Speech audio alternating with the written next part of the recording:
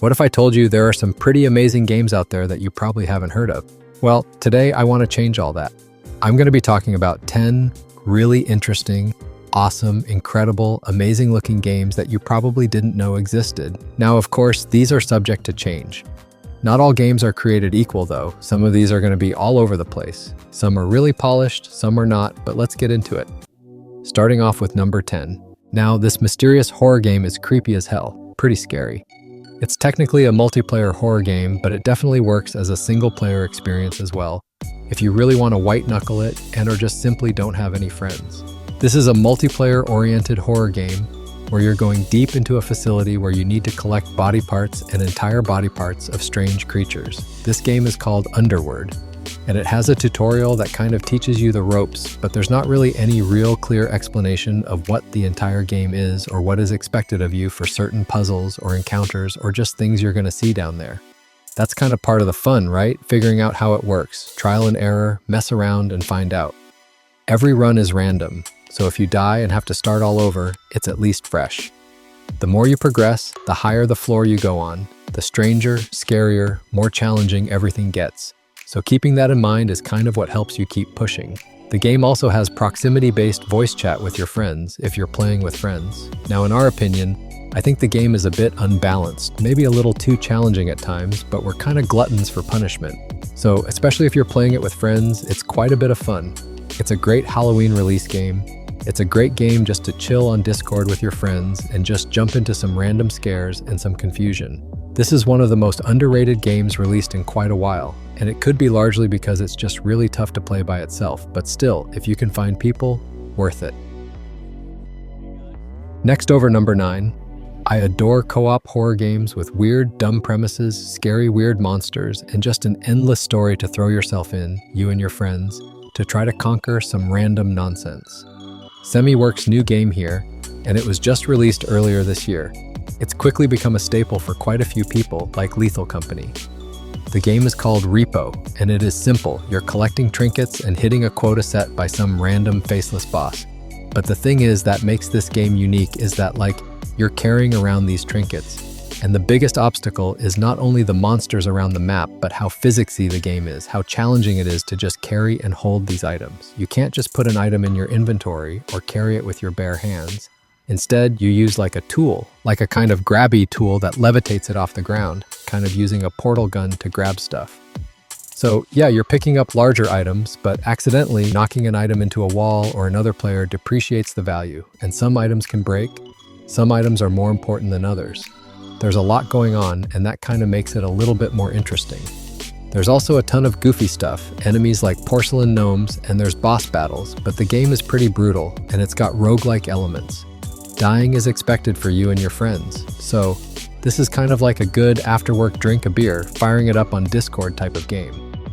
Next over at number 8. This is a survival game similar to Rust that takes its visuals and overall aesthetic from the one and only beloved Animal Crossing. Now, although the game looks basically identical to Animal Crossing, specifically from the GameCube, fans of that series who want a similar experience are probably going to want to avoid this game because the premise might be the same, but it plays and feels very different. And if you like Rust or survival games or adventure games, this one could definitely appeal.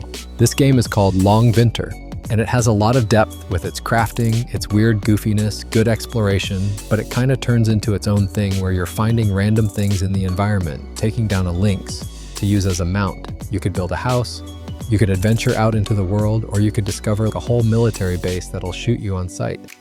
It sounds confusing, it kinda is, but there's a lot, and it seems pretty fun and pretty satisfying. If you wanna just, make a house, chill out, hang out with friends, and walk around, you could do that. But if you wanna hunt, it's got that. If you want strange characters, if you want strange NPCs, if you want quests, if you want items to find, if you want stuff to grind through, this game has quite a bit. Now, I will say a word of advice. The community around this game is pretty toxic online. There's people with hacks and mods and cheats and stuff, so kind of stay away from public servers. If you are able to start your own private server or play with just people you know and friends, it is definitely the play. Next over at number 7. This is technically a sequel to a game you might already know, so you might be rolling your eyes, but I know I wanted to include it because the original game is fairly popular, but it does have a very specific cult following. And I wanted to broaden that appeal because jumping into the sequel, you don't have to know the original game. What matters most about this sequel is that it's a sequel that is everything you loved about the first game, but bigger, better, beautiful, and with so much more. The best way to describe it is really kind of like Minecraft, but in space with waypoint objectives. Honestly, the game is still in early development, and at this point, it's essentially just sandbox infinite mode to build space stations and spaceships and all the things. The physics simulation is better, the graphics are better, and much more alive in this game. Like in the first game, you can watch as your entire base gets blown apart. And even in early access, you can play with friends. It's a great game to just let your imagination flow. If you're a sci-fi fan and you like building things, if you like that kind of complicated progression and getting good feedback from building something good, this is a great one. It's a great sequel, and it's just scratching the surface of its potential. Also, there's already some really fun mods popping up for it, which is awesome to see. Seriously, if you like Minecraft, for example, but you're sick of punching blocks, this is a lot more intricate of a way to scratch that same itch. Just keep in mind that it is still very early access, and it's going to be a little rough around the edges, and you're going to have to wait quite a bit more. But it's still fun right now as is. This is the sequel of Space Engineers, which is called Space Engineers 2. And as of the moment, it's only available on PC. Next over at number 6. We're not going to lie, this is a really weird game, but not the usual type of weird game you would see on these lists. It's not some trippy acid trip or anything. It's weird because it's a cozy game filled with absolutely ridiculous movement mechanics and speed. Let's back up a little bit and explain.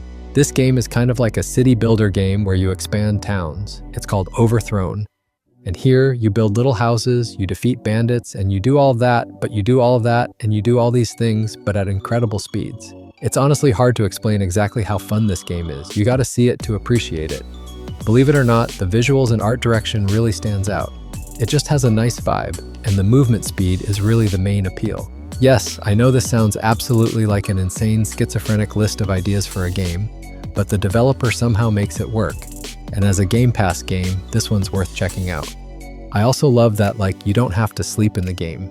Your character can just run around 24/7 building crap at blinding speeds, and then you also do things like unlock different tools to then unlock races. There's foot races, there's building competitions, and then all those gameplay loops feed back into other ones, and just ends up giving you a lot of really great things to do in the game. Honestly, it might look a little weird and simple, but it is actually deeper than you might expect. The game is still in early access, but so far it's got a decent loop, and it's just fun. It's a nice little relaxing experience.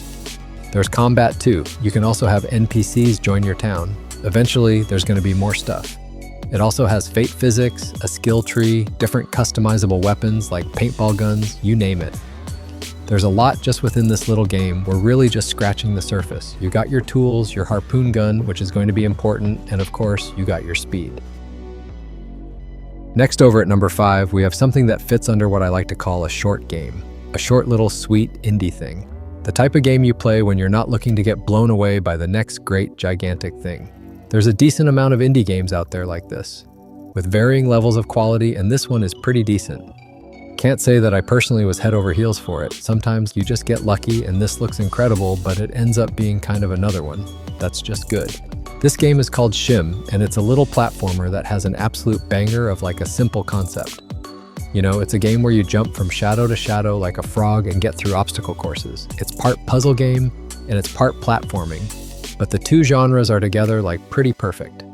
There is something really fun about leaping from shadow to shadow. Sometimes that's the lock-picking minigame in Thief, perhaps, or the animation of maneuvering through shadows in Metal Gear Solid 5. Here, the shadow actually feels like a real thing. Whenever you jump, if it's a vehicle, the shadow jumps with it. If something is rotating in the world, the shadow rotates as well. Plus, there's a lot of other really fun platform ideas. Sometimes a road is filled with cars and you have to jump from car shadow to car shadow while they're moving. There are dark areas where you have to hop to turn on streetlights and so on. It's not the hardest game in the world. Sometimes it does feel a bit repetitive at times, but it is charming, and the ending is just very chill and fun. This is the type of game a speeding after last night or whatever. This is a nice one. Now at number 4, often quite funnily synonymous with goofy shovelware games, especially these days, I think House Flipper, power wash sim-like games. These simulation games that involve cleaning, fixing, and destroying a house are always fun. So this game fits the prescription, but sort of flips it on its head. Here you're a low-life mob associate and you aren't just wiping down a house, you're wiping down crime scenes. It's a fairly clever game and it's called Crime Scene Cleaner. It's a lot of the same game, but instead of necessarily like cleaning to perfection, you've got to keep your tracks hidden. Cleaning blood off the floor, hiding literal bodies, finding all of the evidence, and destroying it. It's like a more polished up, fleshed out version of like a supernatural or horror game, like Viscera Cleanup Detail. That game where you clean up after Space Marines and Doom Slayers, essentially. Here it's much more grounded and it's filled with a little bit more life. Of course, it's got the same stuff you expect in these types of games. There's a shop, there's progression, there's updates, you can buy a better mop and all those things. You do want to wipe up a crime scene fast so you don't want to get caught, and you can also steal extra stuff, valuables from the crime scene, to earn more cash in rounds. We really like it because it blends the simulation aspect that can be fun and the crime aspect. We're Grand Theft Auto fans here. Add in the fact that your character is just a dad trying to earn enough money to pay for his daughter's medical bills, and you have a strangely relatable emotional story in between all the challenging fun gameplay hijinks. Next, over at number 3, a cool little underappreciated recent release. Race word to an easy thing to describe. It's kind of Dark Souls where magic and technology coexist in a semi-dystopian future. You are a blader, kind of like Immortal Mercenary. You explore this land that is filled with hostile, creative, mechanical, and organic creatures. You get those Souls-like vibes, man. It's another game where your immortality is tied to specific spawn points, so even if you die, you're not really dying. And also, like a true Souls-like game, it's not going to hold your hand.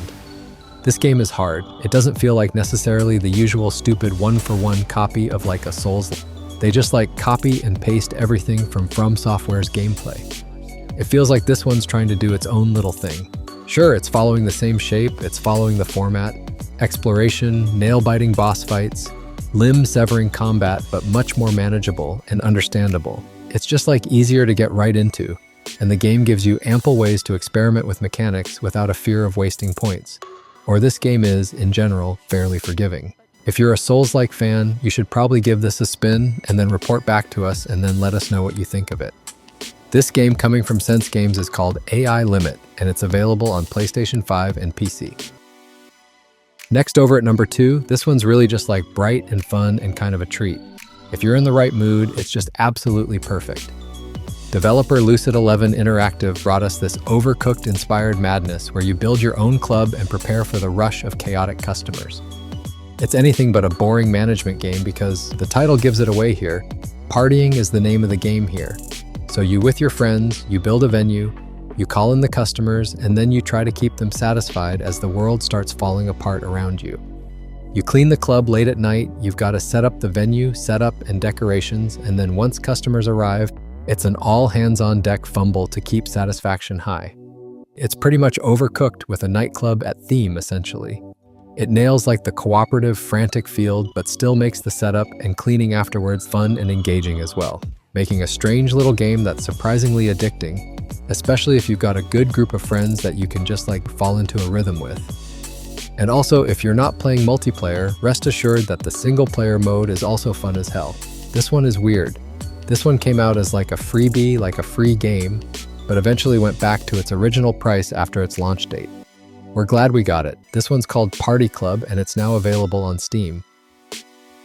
Now finally at number 1, we have a fantastic tactical game. Franchise itself might be a little familiar. This game was long languished in early access, but finally released earlier this year as a full game. We're talking full-blown mod support, co-op, and just a super satisfying tactical kill room clearing strategy game. If you're a Rainbow Six original era fan and you've kind of been clamoring for more of it, this one's got that hit. You got your modern military squad, you're infiltrating places, blocking breach points, using different special tools and gadgets like dogs, and you're kind of essentially drawing out and planning assault maps. This is like a top-down take on those old-school classics like the SWAT series of games or the OG Rainbow Six games, but really like very differently tuned. Doesn't really have a plot, doesn't have any real story. There's like seemingly a random story generator, whatever. But it's just got really challenging encounters, surprisingly good AI, a really great hardcore audience. People that have been following this game, playing this game, and modding this for like the last 3 or 4 years, props to those people. This is one where like when you jump in, you kind of part of a real thing community.